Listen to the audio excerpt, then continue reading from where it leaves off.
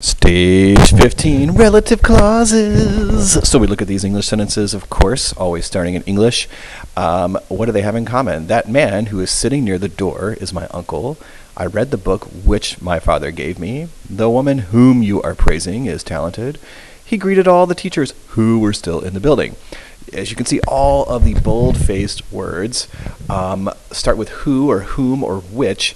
They are describing something earlier in the sentence. They're just giving us some additional information.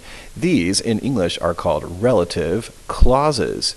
So, what's the word relative mean? Well, it comes from this Latin word refero, a verb, refero, referre, retuli, relatus. Yes, verbs have four parts, meaning to carry back, bring back, or point back. And point back is kind of the definition that we're going to go with, because a relative pronoun always points back. Really, the whole clause will point back to another noun earlier in the sentence. So a relative clause always starts with what's called a relative pronoun. That would be if we look back at these examples, the relative pronoun is who or which or whom. Okay, and then the words that come after it, which describe, plus the relative pronoun altogether makes up the relative clause. Now, the relative pronoun and the clause refer back to another noun. That noun that it refers back to is called an antecedent. Welcome back, 6th grade English class. Here's an example. I crashed the car which my mother had given to me. Well, the relative clause starts right here with which. It goes all the way to the end of the sentence. And relative clauses basically describe, so what's the noun that they describe? In other words, what is the antecedent in the sentence? It would be car. Okay? So now that what follows the relative pronoun is known as a relative clause. It's what is called a subordinate clause, or sometimes it's called a dependent clause, meaning it cannot stand alone. And then, as we've talked about, these relative clauses, they're basically big, fat adjectives, all right? And that's what I'm going to call them in class, big old adjective clauses. So now that we know what they are, and we've seen English examples, let's take a look at Latin. What does it look like? Well, you learned the relative pronoun as a vocab word in stage 15, qui, quae, quod. Let's break that down a little bit further. In this stage, you're going to learn the nominative and accusative forms of this pronoun, singular and plural. So here are the nominative forms, qui, quae, and quod, for singular, masculine, feminine, and neuter, respectively. And then the plural forms are qui, quae, quae. So notice, at least for masculine and feminine, the singular and plural forms look identical. For nominative, that kind of cuts down on what you have to memorize. And how do you translate it? Well, that would be who or which. All right? And then what do the accusative forms look like? Hey, accusative case goes em. Accusative plural goes as, os, es, so it's somewhat familiar to you. Singular forms, we have quem for masculine, quam for feminine, quod for neuter. And then the plural forms, quos for masculine, quas for feminine, and quae for neuter. Now, the translation of these forms in the accusative changes slightly. It's no longer who, but rather whom, and also you could say which, again, whom or which. So here are some examples in Latin, as you can see. Quintus qui per aulam ambulabat, Cogadubnum conspexit. That's Quintus who was walking through the palace, caught sight of Cogadubnus. Look at that. The whole clause, this big fat adjective relative clause, is describing whom. Who's the antecedent? Ding! Quintus. And then you have this next sentence, Ancilla, quae paternam auream tenebat, ad regem ambulavit.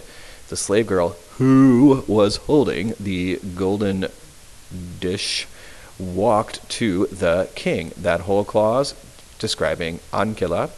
And then in via erat engens plaustrum quod Romanos imperiebat. In the street there was a huge cart, a cart which was blocking the Romans. So the whole clause is describing, ding, plaustrum, the cart, which is neuter in gender. Look, quod, also neuter. Ancilla, feminine. Quae, feminine. Quintus, masculine. Qui, masculine. Whoa, noun adjective matching. Here we go again. Now this is really important. In Latin, the relative pronoun, that qui, quae, quod word, it has to match up or agree with the antecedent, meaning the noun it describes, in only two ways this time. They have to be the same number, meaning singular or plural, and they have to be the same gender, masculine, feminine, or neuter. The case, however, of the relative pronoun is determined by how it is used within its own clause. And you're like, what does that mean? Let's take a look. Puellae quae cibum consumit laeta erat versus puella quam mater vituperavit errata erat. I meant to say puella there for that first one. Okay, so you can see where the relative clauses are in both of these sentences. We have quae cibum consumit and quam mater vituperavit. In both sentences, the antecedent, meaning the noun that the clause is describing, would be puella. Puella. Puella is feminine and puella is singular. Therefore, quae is feminine and singular, and quam is feminine and singular. But if you'll notice, quae is nominative, quam is accusative. Why? Well, inside this first clause, since quae is renaming puella, the girl is going to be the subject of this little clause.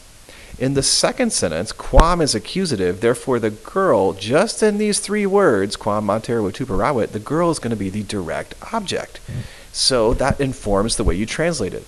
In the first one, it would be who. The girl who ate the food was happy. In the second sentence, the girl whom the mother cursed was angry. Look at it this way. In this second sentence, in this clause, we already have a subject, a nominative in the clause, and that would be mater. The mother cursed. Well, the mother cursed whom? Bam. Quam, meaning the girl. The girl whom the mother cursed was angry. Look at this next one. Euenus, qui circum urbem ambulavit, fessus erat. Versus Euenus, quem rex laudavit, erat fortis. First sentence, we've got, both relative clauses I think are pretty easy to spot. In the first sentence, we have qui. In the second sentence, we have quem. Now, they both point back to Euenus. Euenus would be the antecedent. In other words, the noun that the big fat adjective relative clause is describing. They're both singular, right? They're both masculine and singular because Euenus is masculine and singular. But qui is nominative and quem is accusative. In the first sentence, therefore, just inside the relative clause itself, qui, meaning the young man, he is going to be the subject of ambulavit. In the second sentence, just inside the relative clause, quem is accusative, so meaning the young man here, the young man is going to be the direct object. He's going to receive the praising. And looky there, we already have a nominative in that clause, rex.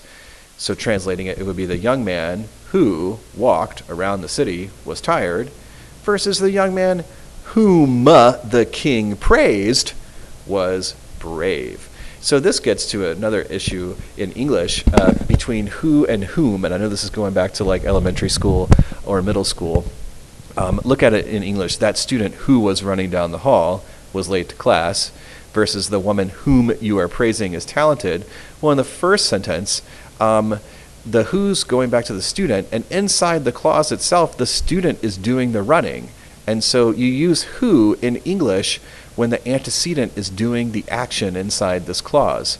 You use whom in English when the antecedent is being acted upon, meaning the direct object of the clause, because in this example, in this clause, you happens to be the subject. So the same principle works in Latin, qui versus quem, or quae versus quam. That would be who versus whom. Now, I do have some practice sentences here, as you can see, and you've got two choices. I want you to pause the video and jot these down.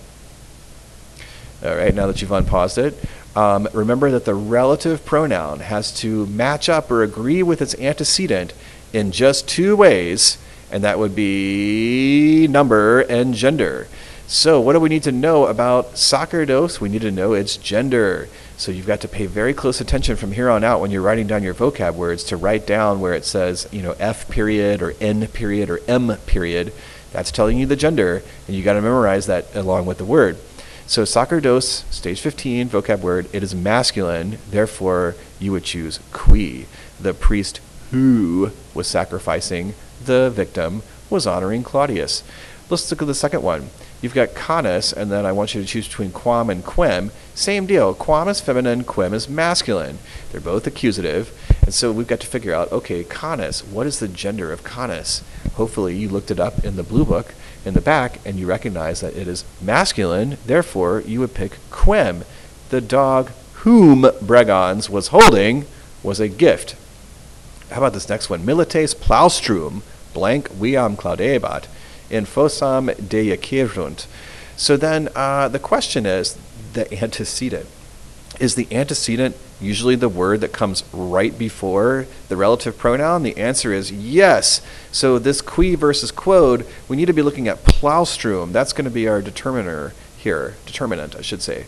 Now plaustrum is stage 15 word. It is neuter. Which one of those is neuter? It's quod. So milites plaustrum quod viam claudebat. The soldiers threw the wagon which was blocking the street into the ditch.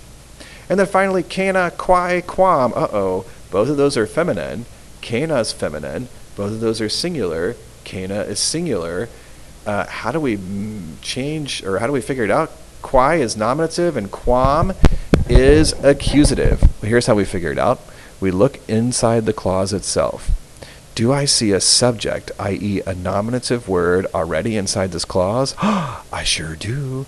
It's Grumio. There he is, right there. Grumio. Grumio. He's the subject, right?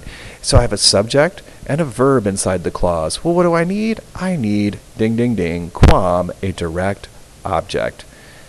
The dinner which Grumio prepared was splendid. Okay, we're going to keep practicing with those in class. Relative clauses, aka big fat adjective clauses, and the relative pronoun has to agree with its antecedent in number and gender, but its case is determined by how it's used inside of the clause.